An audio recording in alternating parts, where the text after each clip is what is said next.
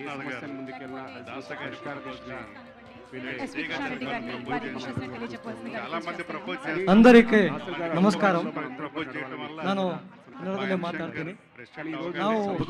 నా సందేహాలను తక్షణమే ఎప్పుడైనా తీర్చగలిగే వారెవరైనా ఉంటే బాగుండు. ఎవరో ఎందుకు ఉందిగా ఆకాష్.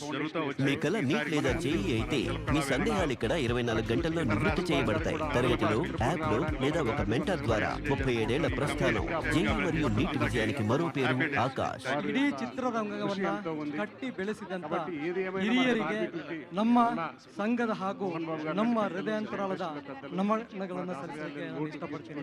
ಹಾಗೆಯೇ ಗುರುಗಳಾದ ದಾಸರಿ ನಾರಾಯಣ ರಾವ್ ಅವರಂತ ಮೇಧಾವಿ ನಿರ್ದೇಶಕರ ಮಾರ್ಗದರ್ಶನದಲ್ಲಿ ಅವರ ಪ್ರೇರಣೆಯನ್ನು ನಡೆಯಬೇಕಾದ ಕರ್ತವ್ಯ.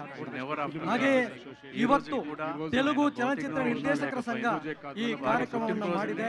ಇಂತಹ ಒಂದು ಪ್ರಶಸ್ತಿ ಪ್ರದಾನ ಸಮಾರಂಭವನ್ನು ಮಾಡಿದೆ. ಈ ಸಮಾರಂಭಕ್ಕೆ ತೆಲುಗು ಚಲನಚಿತ್ರ ನಿರ್ದೇಶಕರ ಸಂಘದ ಅಧ್ಯಕ್ಷರಾದ ವಿ.ಎನ್. ಆದಿತ್ಯ ಅವರು ನಮ್ಮನ್ನ ಕರೆ ಮಾಡಿ ಕರೆದಾಗ ತುಂಬಾ ಸಂತೋಷ ಆಯ್ತು ನಮ್ಗೆ. ಯಾಕೆಂದ್ರೆ ಒಂದೇ ಭಾಷೆ ಒಂದೇ ರಾಜ್ಯಕ್ಕಿಂತ ಇಡೀ ದೇಶವನ್ನ ಒಗ್ಗೂಡಿಸುವಂತ ಪ್ರಯತ್ನ ನಮ್ಮ ತೆಲುಗು ಚಲನಚಿತ್ರ ನಿರ್ದೇಶಕರು ಮಾಡಿದೆ.